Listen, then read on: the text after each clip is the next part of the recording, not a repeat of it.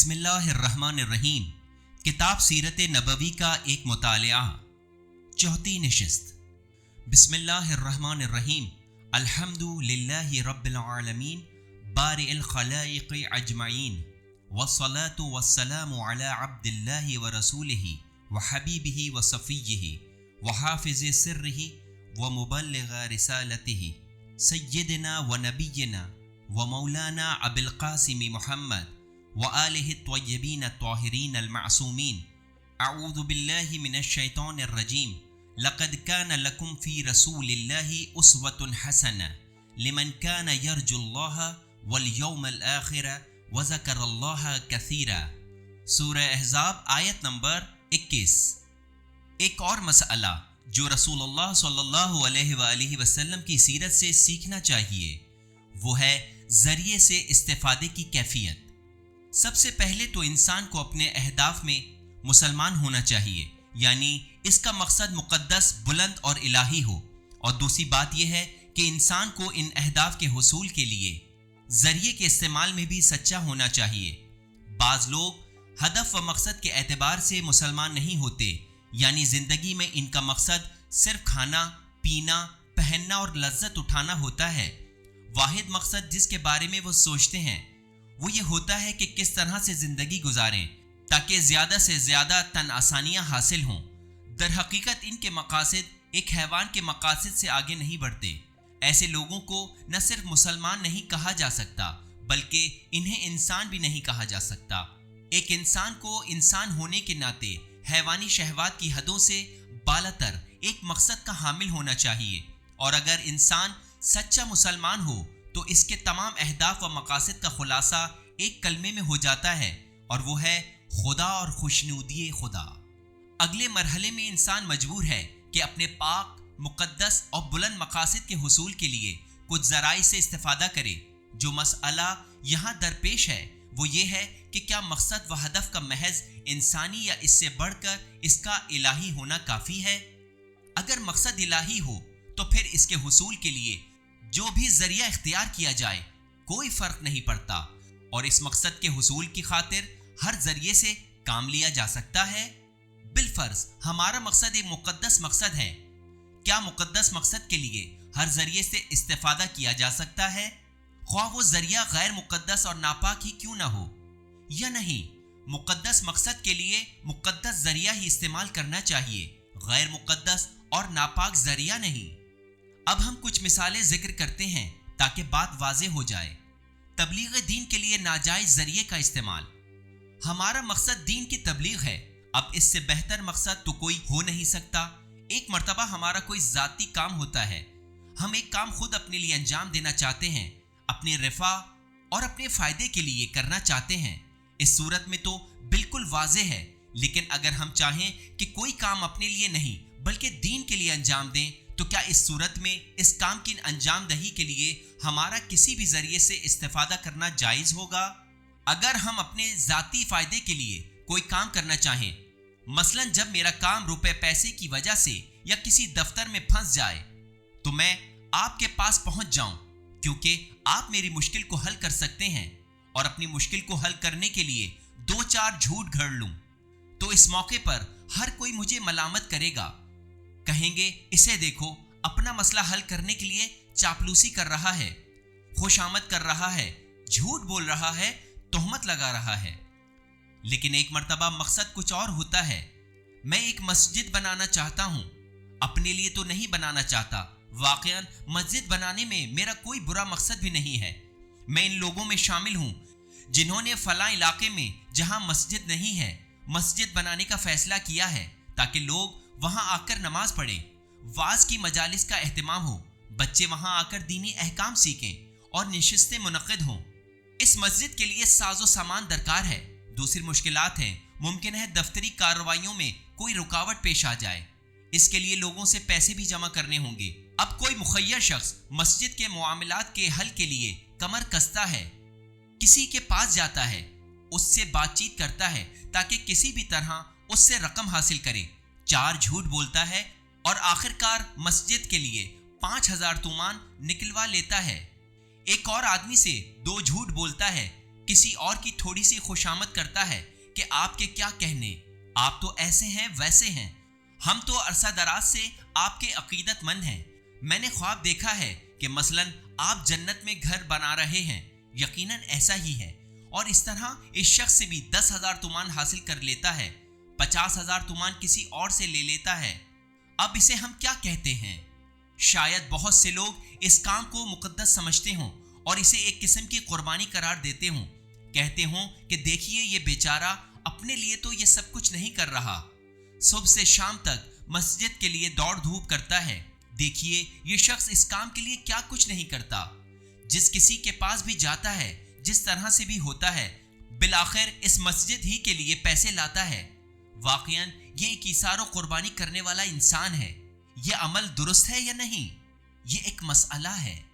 حدیث گھڑنا، ایک اور شخص ایسا تاریخ میں ہوا ہے، لوگوں کی ہدایت اور ان کی رہنمائی کے لیے پیغمبر یا امام سے کوئی حدیث گھڑ لیتا ہے، حالانکہ اس کی کوئی ذاتی غرض نہیں ہوتی، بلکہ وہ لوگوں کی ہدایت کرنا چاہتا ہے، لیکن سوچتا ہے کہ اگر لوگوں کے لیے پیغمبر یا امام سے کوئی حدیث نقل کر دے تو لوگ بہتر طور پر قبول کر لیں گے، مثلاً دل میں کہتا ہے لوگ جو اتنی غیبت کرتے ہیں اور بیہودہ باتیں کرتے ہیں، انہیں غیبت اور بیہودہ باتوں سے روکنے کے لیے بہتر ہے کہ میں فلاں دعا کی فضیلت میں ایک حدیث گھڑ لوں تاکہ لوگ یہ حدیث دیکھیں اور پھر بیہودہ باتوں اور غیبت کے بجائے وہ دعا پڑھیں، یا قرآن کے ثواب کے بارے میں کہوں کہ قرآن کی فلاں سورت کو اگر 40 مرتبہ مسلسل پڑھو گے تو فلاں اثر ہوگا۔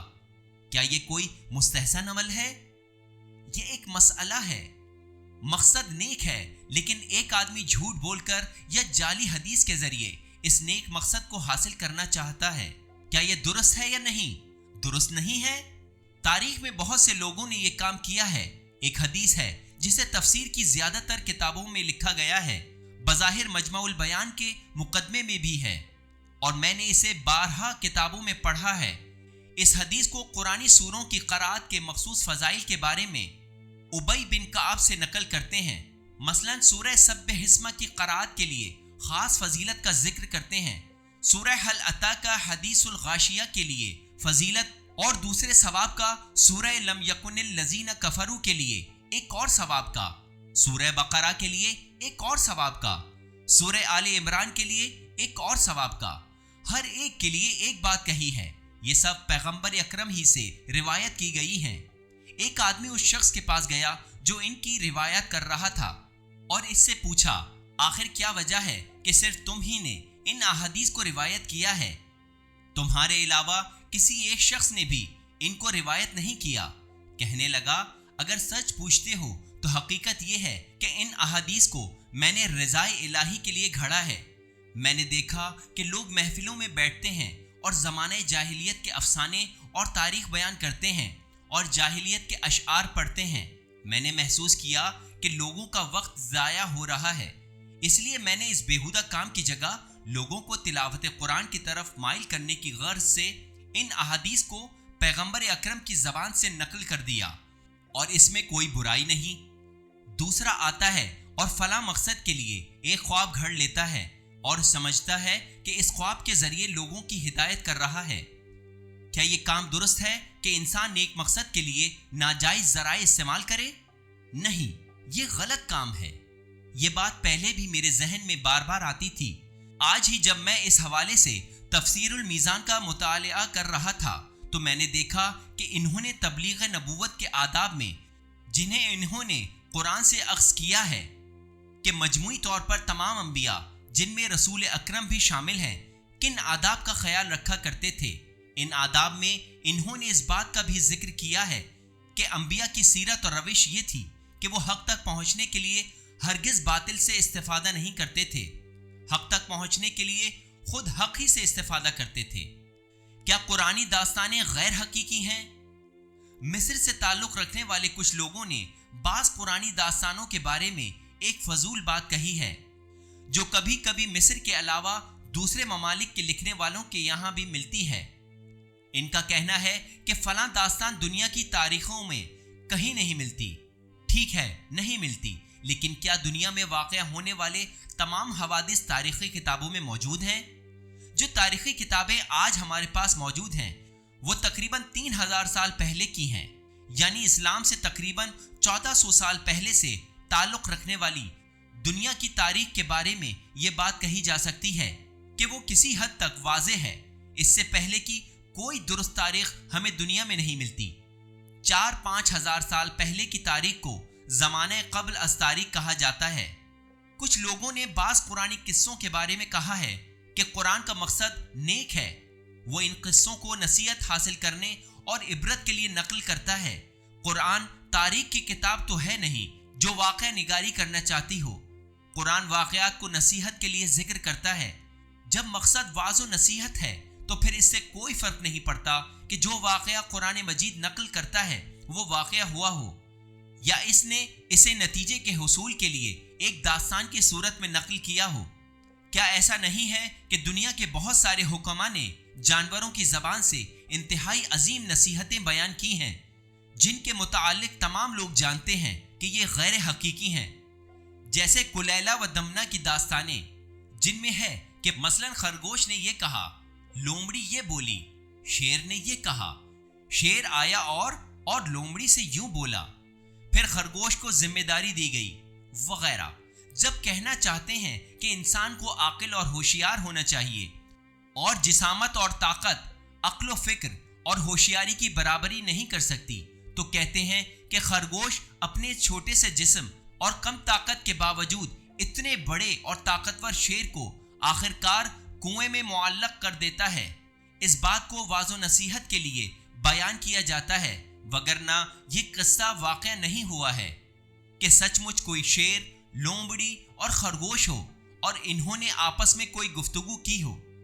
بعض نے نعوذ باللہ یہ کہنے کی کوشش کی ہے کہ اس بات کی سرے سے کوئی ضرورت ہی نہیں کہ ہم قرآنی قصوں کے بارے میں اس اعتبار سے غور کریں کہ آیا قرآنی قصے تاریخ کا حصہ ہیں یا یہ واضح نصیحت کے لیے تمثیل کی حیثیت رکھتے ہیں۔ لیکن یہ انتہائی فضول بات ہے۔ محال ہے کہ انبیاء اپنی منطق نبوت میں ایک حقیقت کے لیے نعوذ باللہ ایک ایسی بات کو جو واقع نہیں ہوئی اور ایک جھوٹ کو تمثیل ہی کی صورت میں صحیح بیان کریں۔ دنیا کی ادبیات لٹریچر میں یہ باتیں بہت زیادہ ملتی ہیں۔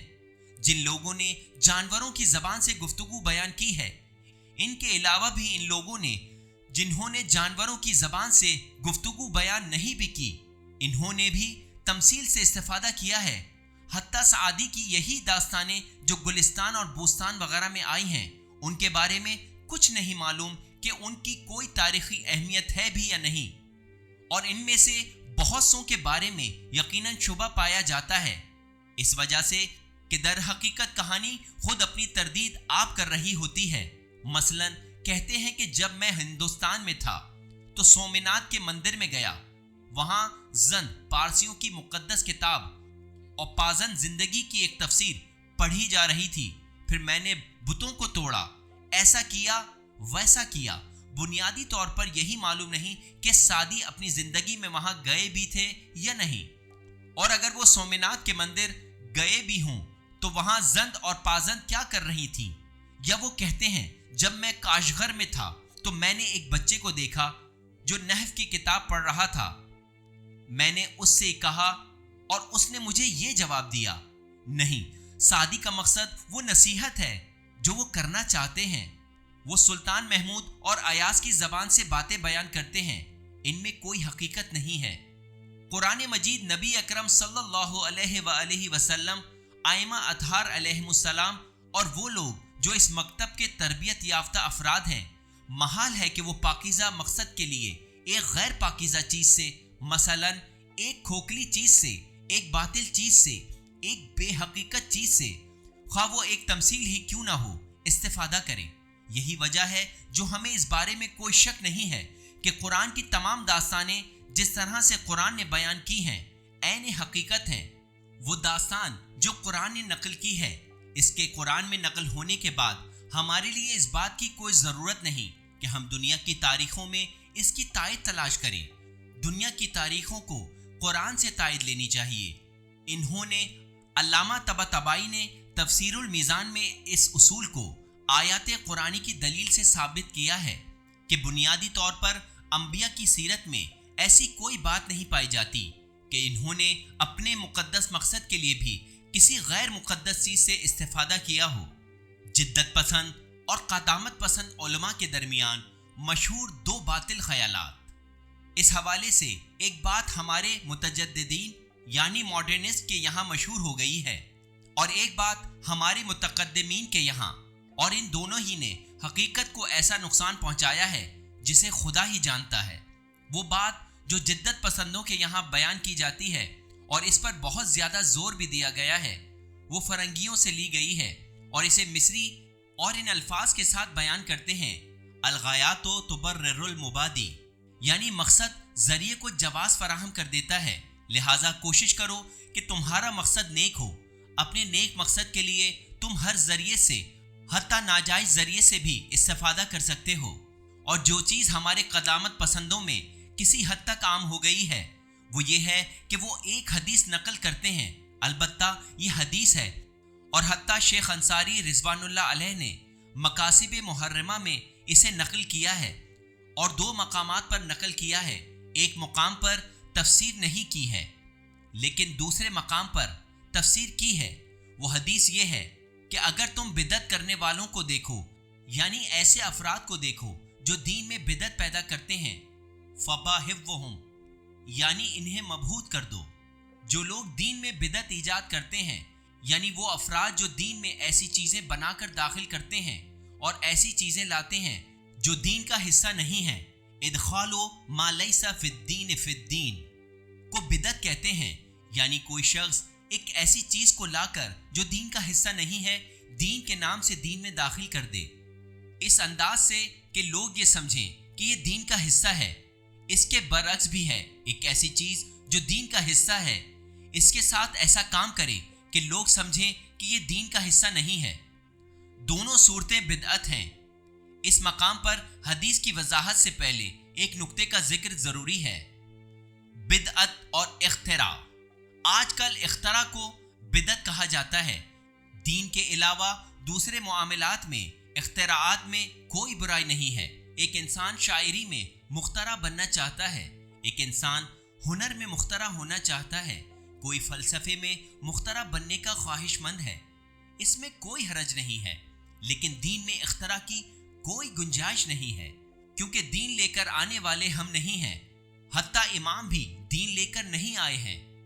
इमाम पैगंबर के वसी और उनके इल्म का मखज़न है। जो कुछ पैगंबर ने फरमाया है ये उसे बयान करते हैं। खुद पैगंबर भी दीन ईजाद करके नहीं लाए हैं। खुदा पैगंबर को कभी फरिश्ते के जरिए और कभी फरिश्ते के बगैर दीन की वही करता है। पैगंबर लोगों तक पहुंचाता है और इस सब को एक साथ इमाम के लिए बयान करता है। हत्ता पैगंबर भी दीन को ईजाद करके नहीं लाए हैं। दीन में इख्तिरा गलत है, बिदअत है और हराम है। हाँ, नए इस्तिंबात यानी डिडक्शन करना दुरुस्त है, ये इख्तिरा नहीं है। अखबारी हजरात इज्तिहाद को इख्तिरा तसव्वुर करते हैं। वो कहते हैं कि तमाम इज्तिहादात बिदअत हैं, वो गलत समझते हैं। इज्तिहाद यानी हुस्ने इस्तिंबात। मुमकिन है एक मुज्तहिद किसी बात का नए अंदाज से इस्तिंबात करे जिसे पहले वो खुद या दूसरे किसी और तरह से इस्तिंबात किया करते थे। ये इस्तिंबात का मसला है, ईजाद का नहीं। आज हर जिद्दत को बिदअत का नाम देते हैं और बिदअत की हिमायत करते हैं। मसलन कहते हैं कि फलां ने बिदअत ईजाद की है, लेकिन हमें गलत फहमी का शिकार नहीं होना चाहिए। सिरे से यह इस्तिलाह ही गलत है। हमारे यहाँ कदीम ज़माने ही से बिदअत के मानी दीन में इख्तिरा करना है। इदखालु फिद्दीन मा लैसा फिद्दीन, किसी और चीज़ को बिदअत नहीं कहना चाहिए। अलबत्ता बाद में रफ्ता रफ्ता ये ना कहने लगेगा कि बिदअत में कोई मुज़ायक़ा नहीं है। हमने इसे इसलिए बयान किया है ताकि बाद जवान गलत फहमी में मुब्तला न हो जाएं। अगर आज इख्तिरा को बिदअत कहते हैं तो अगर ये बिदअत हुनरी, शेरी, फ़लसफ़ी या इल्मी मसाइल में हो तो न सिर्फ ऐब नहीं बल्कि कमाल है। लेकिन दीन में, और वो भी इख्तिरा के माना में, न कि इज्तिहाद के माना में, यानी जो चीज़ दीन में नहीं है इसे अपनी तरफ से घड़ लेना गुनाहने कबीरा में से है। यहाँ तक कि हदीस में है, जो शख्स किसी बिदअती से मिलने के लिए गया اس نے دین کو برباد کر دیا۔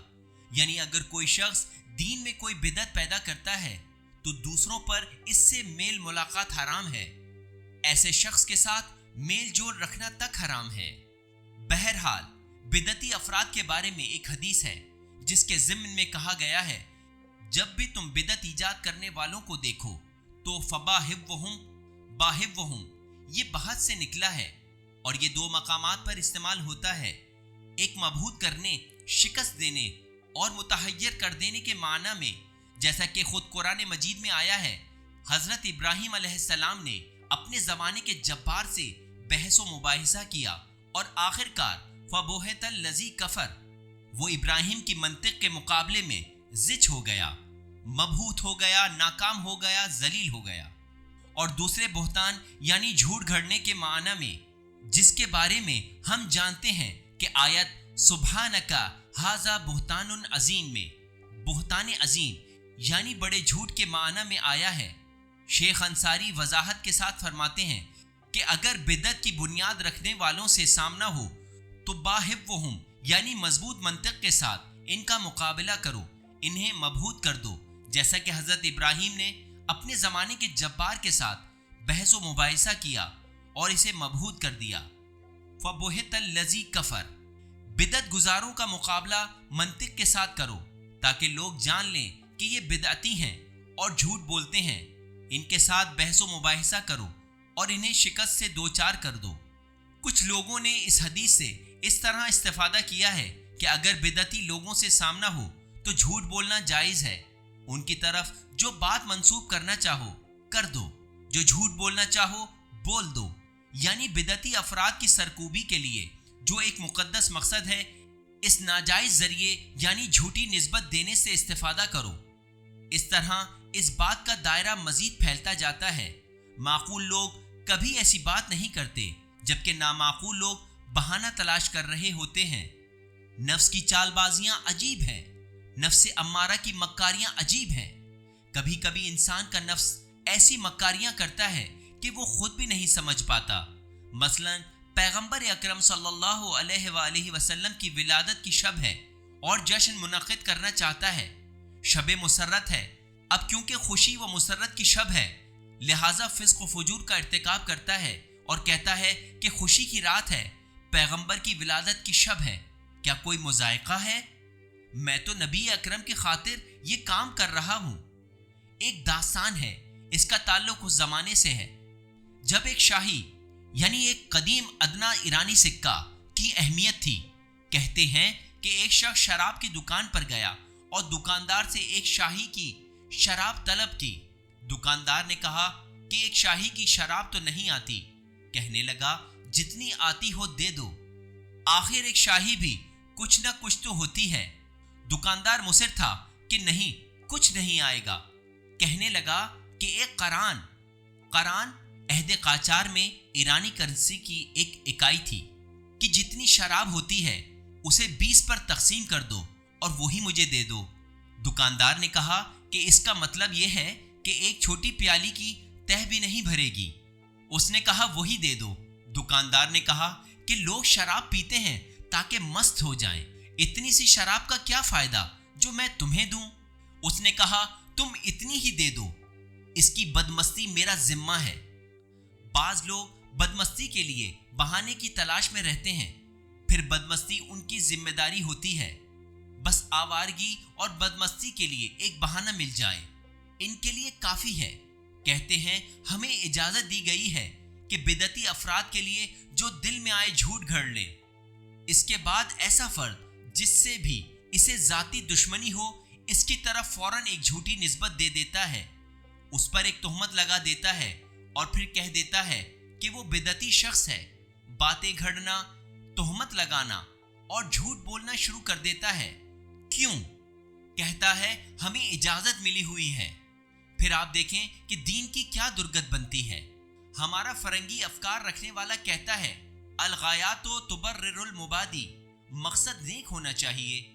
جب مقصد نیک ہو تو اس کے حصول کا ذریعہ کوئی بھی ہو سکتا ہے۔ ہمارا قدامت پرست بھی کہتا ہے کہ ہمیں کہا گیا ہے باہبہم، ہمیں حق حاصل ہے کہ جو ہمارا دل چاہے بول دیں اور جو ہمارا دل چاہے گا ہم بولیں گے، پھر آپ دیکھیے گا کہ دین کی کیا حالت ہوتی ہے۔ ابو ہریرہ اور پیاز فروش۔ جس زمانے میں ابو ہریرہ معاویہ کی جانب سے مکہ کے حاکم تھے، اس زمانے میں ایک شخص عکا، یہی موجودہ عکا، سے پیاز فروخت کرنے کے لیے مکہ آیا۔ وہ پیاز کسی نے نہیں خریدی، پیاز یوں ہی پڑی رہی۔ اسے کسی اور جگہ لے جانا بھی ممکن نہیں تھا، گرمی میں سڑ رہی تھی۔ وہ شخص ابو ہریرہ کے پاس گیا اور بولا، اے ابو ہریرہ، ایک ثواب کا کام کر سکتے ہو؟ کہا، کیسا ثواب؟ بولا، میں ایک مسلمان ہوں، مجھے بتایا گیا تھا کہ مکہ میں پیاز نہیں ہوتی اور مکہ کے لوگوں کو پیاز کی ضرورت ہے۔ میرے پاس جتنا سرمایہ تھا اس سے میں نے پیاز خرید لی اور اسے یہاں لے آیا۔ اب یہاں کوئی اسے خرید نہیں رہا اور پیاز خراب ہو رہی ہے۔ تم ایک مومن کی مشکل حل کر سکتے ہو؟ ایک انسان کو مرنے سے بچا سکتے ہو؟ کیا تم یہ کام کر سکتے ہو؟ کہا، ٹھیک ہے، جمعے کے دن نماز جمعہ کے وقت تم پیاز ایک مقررہ مقام پر لے آنا، پھر میں دیکھ لوں گا۔ اس دن جب تمام لوگ جمع ہوئے تو ابو ہریرہ نے خطاب کرتے ہوئے کہا، ایھا الناس سمعت من حبیب رسول اللہ، اے لوگو، میں نے اپنے حبیب رسول اللہ سے سنا ہے کہ آپ نے فرمایا، من اکلا بسلا اکت فی مکہ وجبت لہ الجنہ، جو کوئی اکا کی پیاز مکہ، خاص طور پر مکہ میں، مکہ کے سوا اور کہیں نہیں، اور وہ پیاز بھی اکا کی ہو، اکا کے سوا کسی اور جگہ کی نہ ہو، یعنی کھائے گا اس کے لیے جنت واجب ہے۔ یہ سننے کے بعد 1 گھنٹے کے اندر اندر لوگوں نے ساری پیاز خرید لی۔ ابو ہریرہ کا ضمیر بھی مطمئن تھا کہ میں نے ایک مومن کی مشکل حل کی ہے، ایک مسلمان تاجر کو دیوالیہ ہونے سے بچا لیا ہے۔ ذرا سوچئے، کیا پیغمبر کی حدیث کو ان کاموں کے لیے ذریعہ بنانا چاہیے؟ اس کے بعد اسی حوالے سے کیا کچھ نہیں کہا گیا۔ شاید شہروں کی فضیلت میں بیان کی گئی 100 میں سے 95 خبریں اور حدیثیں وہ ہیں جو لوگوں نے اپنے فائدے کے لیے گھڑی ہیں۔ مثلاً کہا گیا ہے کہ پیغمبر نے فرمایا، بہترین قریہ، اس میں گاؤں اور شہر دونوں شامل ہیں، بحق ہے، یہی جو سبزوار کے نزدیک واقع ہے۔ نبی اکرم کو بحق سے کیا مطلب کہ وہ اتنے سارے مقامات کو چھوڑ کر یہ کہیں؟ کیوں؟ اس لیے کہ بحق کے رہنے والے فلاں صاحب اپنے لیے کوئی راستہ پیدا کرنا چاہتے تھے۔ اسی طرح کی اور باتیں کہ اگر ہم ان کی مثالیں بیان کرنا شروع کریں تو الا ماشاء اللہ بہت زیادہ ہیں، اور ہم انہیں ذکر کرنا نہیں چاہتے، لیکن اتنا جان لیجئے کہ ان چیزوں نے دین کو خراب کیا ہے۔ حالانکہ جیسا کہ انہوں نے، علامہ طباطبائی نے فرمایا ہے کہ آداب نبوت اور تمام انبیاء کی مجموعی سیرت کا حصہ یہ رہا ہے کہ انہوں نے مقدس مقصد یعنی حق کے لیے کسی صورت باطل سے استفادہ نہیں کیا۔ حضرت علی علیہ السلام اور ذریعے کا استعمال۔ حضرت علی علیہ السلام کی سیاست میں لچک کیوں نہیں تھی؟ اس میں کوئی شک نہیں کہ ان کا مقصد نیک تھا۔ ابن عباس جیسے لوگ انہیں آخر کیا مشورہ دے رہے تھے؟ مغیرہ بن شعبہ جیسے لوگوں کی تجویز آخر کیا تھی؟ یہی مغیرہ بن شعبہ جو بعد میں معاویہ کے خاص اصحاب اور حضرت علی علیہ السلام کے دشمنوں میں شامل ہو گیا تھا۔ یہ امیر المومنین علیہ السلام کی خلافت کے آغاز میں گفتگو کے لیے آپ کے پاس آیا۔ پہلے بڑے ہی سیاسی انداز میں آپ کو یہ مشورہ دیا کہ میرا خیال ہے کہ آپ فی الحال معاویہ کے بارے میں کچھ نہ بولیں، حتیٰ اس کی توثیق کر دیں، یعنی حکمرانی کے لائق دوسرے لوگوں کی طرح فی الحال اس کی بھی توثیق کر دیں، اسے نظر انداز کر دیں تاکہ وہ مطمئن ہو جائے، اور پھر جو ہی حالات پر آپ کی گرفت ہو جائے یکا یک اسے معزول کر دیں۔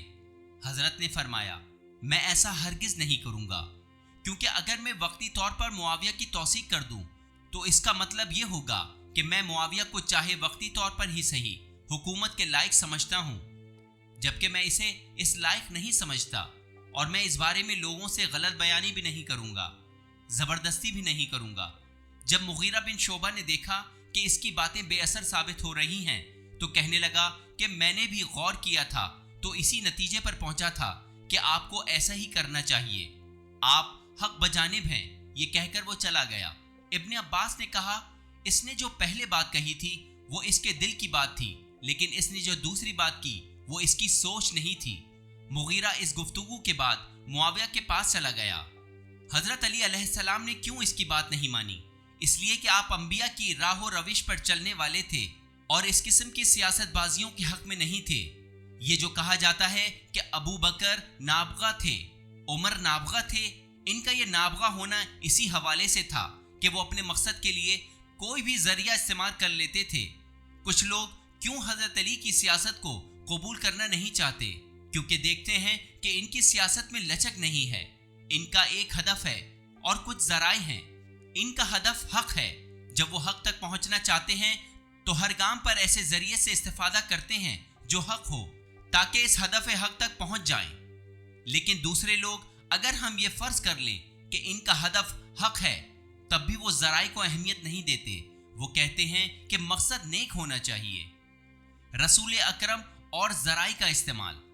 قبیلہ ثقیف کے کچھ لوگ پیغمبر اکرم صلی اللہ علیہ وآلہ وسلم کی خدمت میں حاضر ہوئے اور کہا، اے اللہ کے رسول، ہم مسلمان ہونا چاہتے ہیں، لیکن ہماری 3 شرطیں ہیں۔ آپ ان شرائط کو مان لیجئے۔ ایک شرط یہ ہے کہ آپ ہمیں 1 سال اور ان بتوں کی پرستش کی اجازت دیجئے، ان لوگوں کی طرح جو یہ کہتے ہیں کہ ہمیں ایک بار پیٹ بھر کر کھانے دو۔ آپ ہمیں اجازت دیجئے کہ ہم 1 سال مزید اچھی طرح ان بتوں کی پرستش کر لیں، تاکہ اس عمل سے اچھی طرح ہمارا پیٹ بھر جائے۔ دوسری شرط یہ ہے کہ یہ نماز ہمارے لیے بہت سخت اور ناگوار ہے۔ عربوں کو ان کا تکبر اس بات کی اجازت نہیں دیتا تھا کہ وہ رکوع اور سجود بجا لائیں، اور کیونکہ پوری نماز خشوع و خضوع ہی پر مشتمل ہے، اس لیے ان کی طبیعت پر بہت گراں گزرتی تھی۔ تیسری شرط یہ ہے کہ ہمیں اپنے بڑے بت کو اپنے ہاتھوں سے توڑنے کے لیے نہ کہیے گا۔ رسول کریم صلی اللہ علیہ وآلہ وسلم نے فرمایا، ان 3 شرطوں میں سے آخری شرط جو یہ ہے کہ تم فلاں بت کو اپنے ہاتھوں سے نہیں توڑو گے، اس میں کوئی مذائقہ نہیں، میں اس کام کے لیے کسی اور کو بھیج دوں گا، لیکن تمہاری 2 شرطیں محال ہیں۔ یعنی پیغمبر اکرم صلی اللہ علیہ وآلہ وسلم نے ہرگز یہ نہیں سوچا کہ ایک قبیلہ آ کے مسلمان ہونا چاہتا ہے، اس نے 40 سال بت پرستی کی ہے، چلو 1 سال اور کرنے دو، 1 سال بعد آ کے مسلمان ہو جائے۔ اگر آپ ایسا کرتے تو اس کا مطلب بت پرستی کی تائید کرنا ہوتا۔ نہ صرف 1 سال، بلکہ اگر وہ کہتے کہ یا رسول اللہ، ہم آپ سے معاہدہ کرتے ہیں کہ صرف 1 دن اور بتوں کی پوجا کرنے دیجئے، اس کے بعد ہم مسلمان ہو جائیں گے، اور پیغمبر معاہدے کی روح سے 1 دن کے لیے ایسا کرنا قبول کر لیتے تو یہ قبول کرنا محال تھا۔ اگر وہ کہتے کہ یا رسول اللہ، ہمیں اجازت دیجئے کہ ہم 1 دن نماز نہ پڑھیں، اس کے بعد مسلمان ہو کر نماز پڑھیں گے، اور یہ 1 دن نماز نہ پڑھنا پیغمبر اکرم سے معاہدے کے مطابق اور ان کی رضامندی سے ہو، تو محال تھا کہ پیغمبر اس بات کی اجازت دیتے۔ پیغمبر ہر طریقے سے استفادہ نہیں کیا کرتے تھے۔ دین کے مفاد میں لوگوں کی جہالت سے فائدہ اٹھانا۔ میرے نزدیک سب سے زیادہ عجیب بات یہ ہے کہ ناجائز ذرائع کا استعمال خود ایک علیحدہ مسئلہ ہے۔ اس سے زیادہ حساس اور نازک بات یہ ہے کہ کیا حق کی خاطر لوگوں کی غفلت سے فائدہ اٹھایا جا سکتا ہے؟ لوگوں کے خواب غفلت سے، لوگوں کی جہالت اور نادانی سے دین کے حق میں استفادہ ایک مسئلہ ہے۔ ایسا محسوس ہوتا ہے کہ کم ہی لوگ ہوں گے جو کہیں گے کہ اس میں کوئی مذائقہ ہے، کہیں گے یہ بیچارہ ایک جاہل آدمی ہے، نادان انسان ہے، بے خبر شخص ہے۔ اپنی اسی بے خبری، جہالت اور نادانی کے عالم میں اس کے بعض عقائد بن گئے ہیں۔ فلاں شخص نے بی بی شہربانوں کے حوالے سے مثلاً کوئی عقیدہ یا ایمان بنا لیا ہے، اب ہمیں کیا کہ اسے اس کی اس غفلت سے بیدار کرے۔ اس نے بالآخر اسی راستے سے ایک عقیدہ بنا لیا ہے کہ امام زین العابدین علیہ السلام کی مادر گرامی شہربانو حقیقتاً کربلا میں موجود تھی، اور جب امام حسین علیہ السلام شہید ہو گئے تو وہاں بندھے ہوئے ایک گھوڑے پر سوار ہوئیں اور اسے ایک چابک رسید کیا۔ پھر عمر سعد کے سپاہیوں نے ان کا تعاقب کیا اور بی بی ان سے بچ کر آ گئی۔ اب اگر یہ کہیں کہ بی بی شہربانوں کے گھوڑے نے عزم کیا ہوا تھا، تو یہ بھی کہنا پڑے گا کہ لشکر عمر سعد کے گھوڑے بھی عزم کیے ہوئے تھے کہ ایک مرتبہ میں 150 فرسخ تک دوڑ کر آئے، بلکہ ان کا عزم تو زیادہ ہوا کہ جب بی بی شہربانو اس پہاڑ پر پہنچی ہیں تو ان کا گھوڑا تھک چکا تھا اور وہ لوگ سر پر پہنچ گئے تھے۔ جب وہ انہیں گرفتار کرنے کے لیے ان کے قریب آئے تو انہوں نے کہنا چاہا کہ یا ہو مجھے اپنی پناہ میں لے لے، لیکن اس کے بجائے غلطی سے ان کے منہ سے نکلا کہ یا کوہ مجھے پناہ میں لے لے، اور یوں کوہ یعنی پہاڑ نے انہیں اپنی پناہ میں لے لیا۔ عجیب بات ہے، تاریخ و حدیث ہمیں بتاتی ہے کہ امام سجاد سلام اللہ علیہ کی والدہ ماجدہ نفاس کی حالت میں یعنی وضع حمل کے فوراً بعد وفات پا گئی تھی اور کربلا کی جنگ میں موجود ہی نہیں تھی۔ آپ کو ایک مقتل بھی ایسا نہیں ملے گا جو یہ کہتا ہو کہ امام زین العابدین علیہ السلام کی والدہ خواہ وہ بی بی شہر بانو ہوں یا کوئی اور خاتون کربلا میں موجود تھی۔ یہ افسانہ سازوں کا بنایا ہوا ایک افسانہ ہے۔ کچھ لوگ اس کے بھی معتقد ہیں، کچھ لوگ کہتے ہیں کہ ہمیں اس سے کیا، جھوٹ ہے تو ہوا کرے، لیکن آخرکار لوگوں میں اسی راہ سے ایک ایمان اور ایک اعتقاد پیدا ہو گیا ہے۔ یہ درست ہے یا نہیں؟ یعنی لوگ خواب غفلت کی وجہ سے، جہالت و نادانی کے سبب سے، کچھ خرافات کی باعث آخرکار ایک درست عقیدے تک پہنچ گئے ہیں۔ کیا ہمیں اس بات کا حق ہے کہ ہم اس کی تائید کریں؟ نہیں۔ امیر المومنین علیہ السلام کا وہ کلام جس کا ذکر ہم پہلے کر چکے ہیں، اس میں ایک نکتہ تھا جسے عرض کرنا ہم بھول گئے تھے۔ پیغمبر اکرم صلی اللہ علیہ وآلہ وسلم جو ذرائع اور جو وسائل استعمال کیا کرتے تھے، کہیں تو طاقت اور داغنے کے اوزار کا استعمال کیا کرتے تھے اور کہیں مرہم کا۔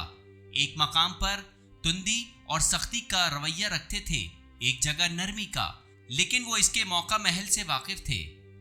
اس کے بعد یوں بیان کرتے ہیں، جس مقام پر بھی ان ذرائع سے استفادہ کرتے تھے وہ لوگوں کی بیداری اور آگاہی کی خاطر ہوتا تھا۔ تلوار کو اس مقام پر کام میں لاتے تھے جہاں لوگوں کو بیدار کرنا مقصود ہوتا تھا، انہیں سلانے کے لیے اسے استعمال نہیں کرتے تھے۔ اخلاق کو اس جگہ کام میں لاتے تھے جہاں وہ آگاہی اور بیداری کا سبب بنتا تھا۔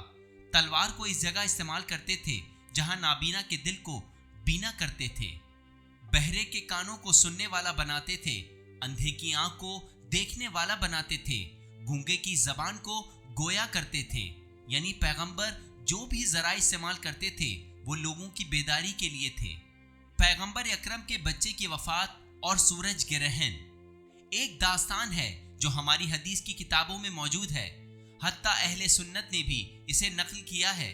ماریہ قبطیہ سے رسول اکرم صلی اللہ علیہ وآلہ وسلم کا ایک بیٹا تھا جس کا نام ابراہیم تھا۔ یہ بیٹا جس سے رسول اکرم صلی اللہ علیہ وآلہ وسلم کو بہت پیار تھا، 1.5 سال کی عمر میں دنیا سے رخصت ہو جاتا ہے۔ قدرتی بات ہے، رسول اکرم جو پیکر محبت تھے غمگین ہو جاتے ہیں، حتیٰ ان کی آنکھوں سے اشک جاری ہو جاتے ہیں اور فرماتے ہیں دل جلتا ہے اور آنسو بہتے ہیں، اے ابراہیم ہم تمہاری خاطر غمگین ہیں، لیکن رضا الہی کے برخلاف کوئی بات زبان پر نہیں لائیں گے، کیونکہ رسول کریم صلی اللہ علیہ وآلہ وسلم کا دل مغموم تھا، اس لیے تمام مسلمان بھی حزن و ملال کا شکار تھے۔ اتفاق سے اسی دن سورج گرہن ہو جاتا ہے۔ مسلمانوں کو یقین ہے کہ سورج گرہن پیغمبر کے غم میں عالم بالا کا ساتھ دینا ہے، یعنی رسول کے بیٹے کی وفات کی وجہ سے سورج کو گرہن لگا ہے۔ البتہ اس بات میں اپنی حد تک کوئی معنی نہیں ہے، نبی اکرم کے خاطر دنیا کا زیر و زبر ہو جانا ناممکن بات ہے، یہ کوئی انہونی بات نہیں ہے۔ یہ بات مدینہ کے لوگوں میں پھیل گئی اور مرد و زن ایک زبان ہو کر کہنے لگے کہ دیکھا سورج پیغمبر اکرم پر طاری ہونے والے غم میں گہنا گیا۔ حالانکہ پیغمبر اکرم نے لوگوں سے نہیں کہا تھا کہ نعوذ باللہ سورج گرہن اس وجہ سے ہوا ہے، اس بات کی وجہ سے رسول اکرم پر لوگوں کا ایمان اور اعتقاد بڑھ گیا اور لوگ بھی اس قسم کے مسائل میں اس سے زیادہ غور و فکر نہیں کرتے۔ لیکن نبی اکرم کیا کرتے ہیں؟ نبی اکرم صلی اللہ علیہ وآلہ وسلم نہیں چاہتے تھے کہ لوگوں کی ہدایت کے لیے ان میں موجود کمزوریوں سے فائدہ اٹھائیں، وہ ان کی قوی چیزوں سے فائدہ اٹھانا چاہتے ہیں۔ پیغمبر اکرم نہیں چاہتے کہ اسلام کے مفاد میں لوگوں کی جہالت اور نادانی سے فائدہ اٹھائیں، وہ لوگوں کے علم و معرفت سے استفادہ کرنا چاہتے ہیں۔ پیغمبر نہیں چاہتے کہ لوگوں کی لا علمی اور غفلت سے فائدہ اٹھائیں، وہ چاہتے ہیں کہ لوگوں کی بیداری سے استفادہ کریں، کیونکہ قرآن نے انہیں حکم دیا ہے ادعو الی سبیل ربک بالحکمۃ والموعظۃ الحسنۃ وجادلہم باللتی ہی احسن۔ ترجمہ: اپنے پروردگار کے راستے کی طرف حکمت، عقل و دلائل اور اچھی نصیحت کے ذریعے دعوت دو اور بہترین طریقے سے ان کے ساتھ بحث و مباحثہ کرو۔ سورہ نحل آیت نمبر 125۔ اور کچھ ذرائع کا ذکر کیا ہے۔ پیغمبر اکرم نے یہ نہیں سوچا کہ عوام الناس نے اپنی جہالت سے یہ بات کہی ہے، یعنی مقاصد کو پیش نظر رکھو، ذرائع پر توجہ نہ دو، آخر انہوں نے اس سے اچھا نتیجہ حاصل کیا ہے۔ میں نے تو ان سے نہیں کہا میں یہاں خاموش رہتا ہوں، نہیں، آپ نے خاموشی بھی اختیار نہیں کی، آپ منبر پر تشریف لائے، گفتگو فرمائی اور لوگوں کو مطمئن کر دیا۔ آپ نے فرمایا یہ جو سورج گرہن ہوا تھا یہ میرے بیٹے کی وجہ سے نہیں تھا۔ جو شخص حتیٰ اپنی خاموشی سے بھی غلط فائدہ نہیں اٹھاتا، اسے ایسا ہونا چاہیے۔ کیوں؟ اس لیے کہ اولاً تو اسلام کو ان چیزوں کی ضرورت نہیں ہے۔ وہ لوگ جن کے دین کی کوئی منطق نہیں، جو دلیل و برہان نہیں رکھتا، جن کے دین کی حقانیت کے آثار واضح اور نمایاں نہیں، ان کے لیے چھوڑ دو وہ جھوٹے خوابوں، جعلی باتوں اور اس قسم کی خاموشیوں سے استفادہ کرے۔ اسلام کو اس قسم کی چیزوں کی ضرورت نہیں ہے۔ ثانیاً، جو شخص ان چیزوں سے استفادہ کرتا ہے وہ بھی آخرکار غلطی کرتا ہے۔ مشہور کہاوت ہے کہ سب لوگوں کو ہمیشہ جہالت میں نہیں رکھا جا سکتا، یعنی کچھ لوگوں کو ہمیشہ جہالت میں رکھا جا سکتا ہے، تمام لوگوں کو بھی ایک عرصے تک جہالت اور بے خبری میں مبتلا رکھا جا سکتا ہے، لیکن سب لوگوں کو ہمیشہ کے لیے جاہل نہیں رکھا جا سکتا، قطع نظر اس کے کہ خدا اس بات کی اجازت نہیں دیتا۔ بالفاظ دیگر، اگر یہ اصول نہ بھی ہوتا تب بھی ایک پیغمبر جو اپنے دین کو تاابد قائم رکھنا چاہتا ہے، کیا وہ نہیں جانتا کہ 100 سال بعد، 200 سال بعد، 1000 سال بعد لوگ آ کر ایک دوسرے طریقے سے فیصلہ کریں گے؟ اور سب سے بڑھ کر یہ کہ خدا اسے اس بات کی اجازت نہیں دیتا۔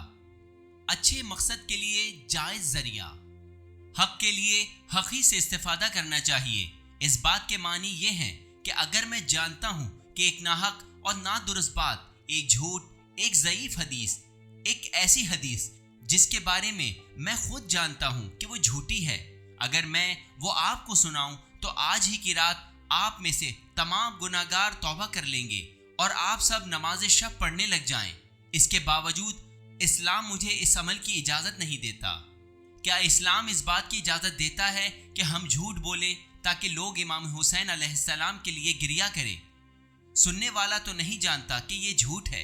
امام حسین علیہ السلام پر اشک فشانی بھی بے شک باعث اجر و ثواب ہے۔ کیا اسلام اس کے باوجود جھوٹ بولنے کی اجازت دیتا ہے؟ ہرگز نہیں۔ اسلام کو ان جھوٹی باتوں کی ضرورت نہیں ہے۔ حق میں باطل کی آمیزش کر دینا حق کو ختم کر دیتا ہے۔ جب انسان حق کو باطل کے ساتھ ملحق کر دیتا ہے تو پھر حق کھڑا نہیں رہ سکتا، خود بخود ختم ہو جائے گا۔ حق کو باطل کے ساتھ باقی رہنے کی تاب نہیں ہے۔ کہتے ہیں کسی شہر کے ایک بڑے عالم دین کوئی مجلس سن رہے تھے۔ اس مجلس میں ایک صاحب جن کے سر پر سیدوں والی پگڑی بندھی ہوئی تھی جھوٹے مصائب بیان کر رہے تھے۔ وہ عالم دین جو ایک بڑے مجتہد تھے نیچے سے پکارے، جناب یہ کیا بیان کر رہے ہیں؟ وہ منبر سے چیخ کر بولا، تم جاؤ اپنی فقہ اور اصول سے کام رکھو، مجھے اپنے جد کا اختیار حاصل ہے، جو میرا دل چاہے گا میں بولوں گا۔ مجھے اپنے جد کا اختیار حاصل ہے سے کیا مراد ہے؟ ہمیں نہ صرف اپنے لیے جھوٹ نہیں بولنا چاہیے بلکہ ہمیں دین کے فائدے کے لیے بھی جھوٹ نہیں بولنا چاہیے، یعنی دین کے مفاد میں بھی بے دینی سے کام نہیں لینا چاہیے، کیونکہ جھوٹ بولنا بے دینی ہے۔ دین کے مفاد میں جھوٹ بولنا دین کے مفاد میں بے دینی کرنا ہے۔ دین کے مفاد میں تہمت لگانا دین کے مفاد میں بے دینی کرنا ہے۔ دین کے مفاد میں غیبت کرنا دین کے مفاد میں بے دینی کرنا۔ دین اس بات کی اجازت نہیں دیتا، اگرچہ ہم خود اس کے مفاد میں بے دینی کریں۔ ادعو الی سبیل ربک بالحکمۃ والموعظۃ الحسنہ۔ دیکھیے پیغمبر اکرم صلی اللہ علیہ وآلہ وسلم کی تبلیغی سیرت، جو آپ کی سیرت کا اہم ترین حصہ ہے، کیا تھی؟ نبی اکرم نے کس طرح اسلام کی تبلیغ کی، کس طرح ہدایت و رہنمائی کی؟ بعد میں انشاءاللہ ہم رسول اکرم کی تبلیغی سیرت پر بات کریں گے اور کچھ آرائز پیش کریں گے۔ حضرت علی علیہ السلام اور دشمن پر پانی کی بندش۔ واقعاً ہمیں اپنے عظیم دینی پیشواؤں یعنی معصومین علیہم السلام کے حالات زندگی پر غور و فکر کرنا چاہیے۔ ہمیں دیکھنا چاہیے کہ وہ کیسے تھے۔ اس بارے میں بہت زیادہ غور و فکر کی ضرورت ہے۔ جنگ صفین فرات کے ایک کنارے پر واقع ہوئی۔ معاویہ کے اصحاب نے گھاٹ یعنی اس جگہ پر قبضہ کر لیا جہاں سے پانی لیا جا سکتا تھا۔ بعد میں حضرت علی علیہ السلام پہنچے تو ان کے اصحاب کو پانی نہیں ملا۔ آپ نے کسی کو معاویہ کے پاس بھیجا اور ان سے کہا کہ ابھی تو ہم مذاکرات اور بات چیت کے لیے آئے ہیں تاکہ خداوند متعال امن و امان کے ساتھ مسلمانوں کے درمیان اس مشکل کو حل کر دے۔ تم نے ایسا کیوں کیا ہے؟ لیکن معاویہ جو یہ سمجھ رہے تھے کہ انہوں نے بڑی کامیابی حاصل کر لی ہے، وہ کچھ سننے کے لیے تیار نہ ہوئے۔ جب امیر المومنین نے دیکھا کہ کوئی فائدہ نہیں ہو رہا تو حملے کا حکم دے دیا، اور اسی دن شام ہونے سے پہلے پہلے معاویہ کے لشکر کو مار بھگایا گیا اور اصحاب علی نے گھاٹ پر قبضہ کر لیا۔ اب اصحاب نے کہا کہ ہم جیسے کو تیسا جواب دیں گے اور انہیں پانی نہیں لینے دیں گے۔ حضرت علی علیہ السلام نے فرمایا لیکن میں ایسا نہیں کروں گا، کیونکہ پانی ایک ایسی چیز ہے جسے خدا نے کافر اور مسلمان سب کے لیے بنایا ہے۔ یہ عمل شجاعت اور مردانگی کے خلاف ہے۔ ان لوگوں نے ایسا کیا لیکن تم ایسا نہ کرنا۔ حضرت علی علیہ السلام نہیں چاہتے تھے کہ ایک بزدلانہ فعل کے ذریعے کامیابی حاصل کریں۔ بزرگوں کی سیرت میں ایسے بہت سے نکتے پائے جاتے ہیں۔ عمر و آس اور ذریعے کا استعمال۔ ہم ایک داستان بیان کرتے ہیں، شاید بہت سے افراد یہ کہیں کہ اگر ہم علی علیہ السلام کی جگہ ہوتے تو ایسا نہ کرتے۔ عمرو بن عاص انتہائی چالاک انسان تھا۔ ایک روز صفین کے میدان میں حضرت علی آئے اور پکار کر بولے، اے معاویہ، کیوں اتنے مسلمانوں کا خون بہاتے ہو؟ تم خود آ جاؤ، ہم ایک دوسرے کے ساتھ لڑتے ہیں، جو بھی جیتے جو بھی ہارے۔ ایک صاف بات تھی، اس کا نتیجہ بھی پہلے ہی معلوم تھا۔ بسا اوقات عمرو آس معاویہ سے کہا کرتا تھا، معاویہ، علی ٹھیک کہہ رہے ہیں، بات تو یہی ہے، تم بھی تو ایک بہادر مرد ہو، اسلحہ اٹھا کر علی کا مقابلہ کرو۔ معاویہ جو نتائج سے اچھی طرح باخبر تھے، انہوں نے ایک دن دھوکے سے عمرو آس کو جنگ کے لیے بھیج دیا، لیکن حضرت علی علیہ السلام سے جنگ کے لیے نہیں۔ البتہ عمرو آس بذاتہ ایک بہادر انسان تھا۔ مصر اسی نے فتح کیا تھا۔ وہ اسلحہ پہن کر میدان جنگ میں آیا اور مقابل طلب کیا۔ ساتھ ہی وہ ادھر ادھر دیکھتا بھی جا رہا تھا کہ کہیں حضرت امیر سے سامنا نہ ہو جائے۔ کہتا تھا، تم لوگوں پر ضرب لگاؤں گا لیکن علی نظر نہیں آ رہے۔ جن مقامات کے بارے میں لکھا گیا ہے کہ وہاں حضرت ابو الفضل عباس موجود تھے، بظاہر ان میں سے ایک مقام یہی ہے۔ اس وقت آپ 14 سالہ نوجوان تھے۔ امیر المومنین آہستہ آہستہ اس طرح سے کہ عمرو آس کو آغاز میں پتہ نہ چل سکے کہ علی ہیں، آگے بڑھتے رہے، لیکن آپ یہ بھی نہیں چاہتے تھے کہ وہ آخر وقت تک غفلت ہی میں رہے۔ عمرو آس کو معلوم نہ ہو سکا کہ علی ہیں اور آپ اس کے سر پر پہنچ گئے۔ جب آپ اس کے بالکل نزدیک پہنچ گئے تو آپ نے یہ پسند نہیں کیا کہ اب بھی وہ نہ جان پائے کہ وہ کس کے سامنے ہے، لہٰذا آپ نے فرمایا، میں ہوں قرشی مؤتمن امام۔ آپ نے اپنا تعارف کرایا، میں علی ہوں۔ اب عمرو آس حواس باختہ ہو گیا، فوراً گھوڑے کا رخ موڑا اور فرار ہونے لگا۔ امیر المومنین نے اس کا تعاقب کیا اور اس پر اپنی تلوار سے وار کیا۔ وہ اچھل کر گھوڑے سے زمین پر گر گیا۔ مجھے نہیں معلوم اس نے کیا تیاری کر رکھی تھی، پہلے ہی سے کیا طے کر رکھا تھا۔ فوراً اپنی شرمگاہ کھول دی، کیونکہ وہ جانتا تھا کہ علی ایسے انسان نہیں ہے جو اس قسم کے انسان کا سامنا کرے۔ جیسے ہی اس نے ایسا کیا، حضرت اپنا منہ پھیر کر چلے گئے۔ بعد میں معاویہ اسے کہتے رہتے تھے، اے عمرو آس، تو نے اچھا ذریعہ اختیار کیا تھا۔ مجھے پوری دنیا میں کوئی ایک شخص بھی ایسا نہیں ملا جس نے اتنا مقدس ذریعہ اختیار کیا ہو۔ اب جو لوگ اپنے مقاصد کے لیے ہر ذریعہ استعمال کر لیتے ہیں، وہ عمرو آس کے قبیل سے ہیں۔ جو کوئی بھی ہوتا وہ یہی کہتا، افسوس، دیکھو تو علی نے کیسے شخص کو کس موقع پر چھوڑ دیا۔ ٹھیک ہے، اسے ایک تلوار رسید کرتے اور اس کا کام تمام کر دیتے، لیکن علی علیہ السلام ایسے انسان نہیں تھے کہ عمرو آس جیسے شخص کو قتل کرنے کے لیے بھی، جس نے اپنی نجات کے لیے اپنی شرمگاہ کو ذریعہ بنایا، حق کے راستے سے منحرف ہو جاتے۔ آپ علیہ السلام نے اپنا منہ موڑا اور چلے گئے۔ ہم اس قسم کی باتوں کو ائمہ اطہار اور پیغمبر اکرم کی سیرت میں بہت زیادہ پاتے ہیں۔ آپ حضرات اپنے دشمن کے مقابل بھی اپنے بلند اخلاق اور اپنے مکارم اخلاق کا دامن نہیں چھوڑتے تھے۔ یہ وہ چیزیں ہیں جو بتاتی ہیں کہ یہ حضرات ایک دوسری سطح کے لوگ تھے اور ایک دوسری سطح پر سوچا کرتے تھے۔ یہ لوگ اپنے آپ کو حق و حقیقت کا محافظ سمجھتے تھے۔ امام حسین علیہ السلام اور ذریعے کا استعمال۔ امام حسین علیہ السلام کے لیے مسئلہ یہ نہیں تھا کہ آپ مارے جائیں گے یا نہیں مارے جائیں گے، مسئلہ یہ تھا کہ کہیں دین قتل نہ ہو جائے، دین کا ایک اصول اگرچہ وہ ایک چھوٹا سا اصول ہی کیوں نہ ہو پامال نہ ہو جائے۔ عاشورہ کی صبح ہوتی ہے، شمر ابن ذوالجوشن خباثت میں شاید دنیا میں اس کی مثال نہ ہو۔ اسے اس بات کی جلدی تھی کہ جنگ شروع ہونے سے پہلے آ کر حالات کا جائزہ لے لے۔ اس نے سوچا کہ خیمہ گاہ کے پچھواڑے جائے بلکہ وہاں سے کسی جرم کا مرتکب ہو، لیکن اسے نہیں معلوم تھا کہ امام حسین علیہ السلام نے پہلے ہی سے انتظام کر رکھا ہے، پہلے ہی سے حکم دے دیا ہے کہ خیموں کو ایک دوسرے کے نزدیک خط منحنی کی شکل میں نصب کریں، ان کے پیچھے ایک خندق بھی کھود لیں اور کچھ خشک لکڑیاں اس میں ڈال کر انہیں آگ بھی لگا دیں تاکہ دشمن پیچھے کی طرف سے نہ آ سکے۔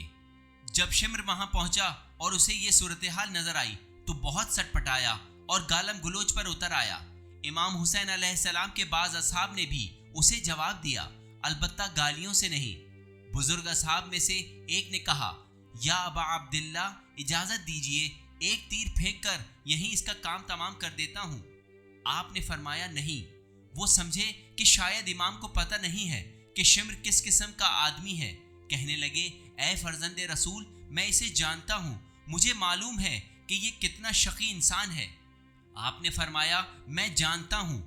کہا، پس پھر کیوں اجازت نہیں دیتے؟ فرمایا، میں جنگ کا آغاز نہیں کرنا چاہتا۔ جب تک ہمارے درمیان جنگ شروع نہ ہو اس وقت تک ہم دو مسلمان گروہوں کی صورت میں ایک دوسرے کے سامنے ہیں۔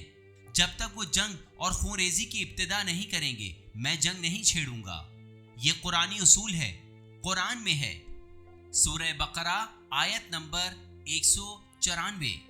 الشہر الحرام بالشہر الحرام والحرمات قصاص فمن اعتدى علیکم فاعتدوا علیہ بمثل ما اعتدى علیکم۔ ترجمہ، ماہ حرام کا جواب ماہ حرام ہے، پس اگر مشرکین ماہ حرام میں تمہارے خلاف لڑے تو تم بھی ماہ حرام کے باوجود ان سے جنگ کرو، اور محترم چیزوں میں قصاص جائز ہے، یعنی جو کوئی تم پر زیادتی کرے تم بھی اس پر اسی قدر زیادتی کرو۔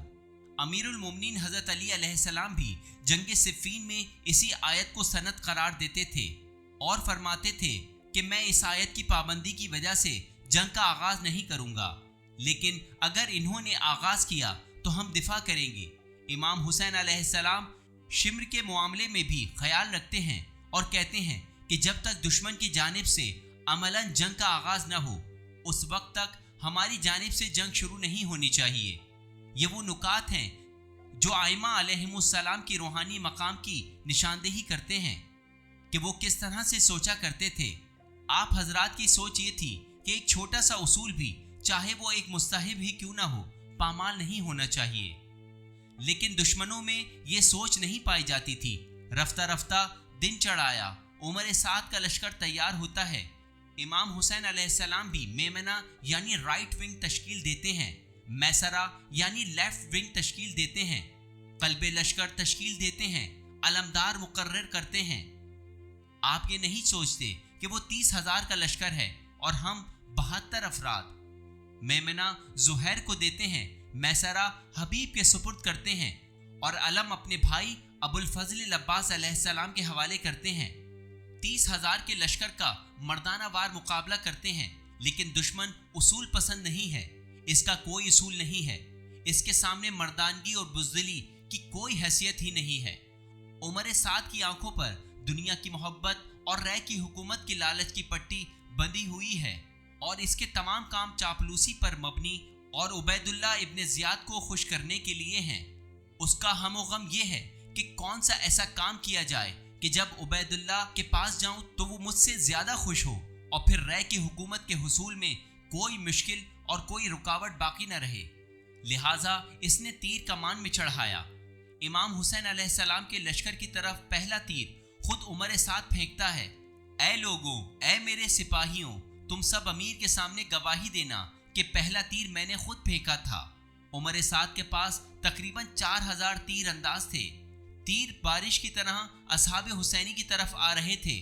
لکھا ہے کہ امام حسین علیہ السلام کے اصحاب میں سے کچھ لوگ جو تیر انداز تھے، انہوں نے مخصوص انداز میں ایک زانو کو زمین پر رکھا اور دوسرا زانو خم کر کے مردانہ وار تیر برسانا شروع کر دیے۔ ان میں سے ایک شخص جام شہادت نوش کرتا تھا تو اس کے مقابلے میں دشمن کے کئی افراد گرتے تھے۔ امام حسین علیہ السلام کے زیادہ تر اصحاب شاید اسی تیر اندازی میں شہید ہوئے، لیکن امام حسین علیہ السلام نے جنگ کا آغاز نہیں کیا۔ عاشور کے دن جنگ ایک تیر سے شروع ہو کر ایک تیر ہی پر ختم ہوئی۔ عمر سعد کے تیر سے جنگ کا آغاز ہوا اور ایک 3 منہ کے زہر آلود تیر سے جنگ کا خاتمہ ہوا۔ حسین علیہ السلام چند لمحے سستانے کے لیے کھڑے ہوئے۔ دشمن جسے بالکل یہ خیال نہ تھا کہ حسین علیہ السلام بھی ایک انسان ہیں اور تلوار سے جنگ کر رہے ہیں، لہٰذا ان کے ساتھ نزدیک سے جنگ کرنی چاہیے، کیونکہ دشمن جانتا تھا کہ اگر حسین علیہ السلام کی طاقت پورے طور پر ختم ہو جائے تب بھی وہ ان کے ساتھ جنگ نہیں کر سکتا، اس لیے اس نے دور سے پتھر پھینکنا شروع کر دیے۔ امام حسین علیہ السلام کی پیشانی اتھر زخمی ہو جاتی ہے۔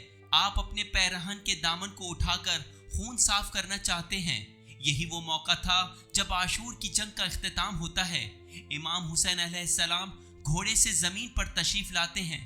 اب مجھ میں کچھ کہنے کی تاب نہیں، صرف اتنا عرض کروں گا کہ اچانک آواز سنائی دی کہ فرمایا، بسم اللہ و باللہ وعلی ملت رسول اللہ وصلی اللہ علی محمد وآلہ الطاہرین، بسمک العظیم العظم العجل الاکرم، یا اللہ یا اللہ یا اللہ یا اللہ یا اللہ۔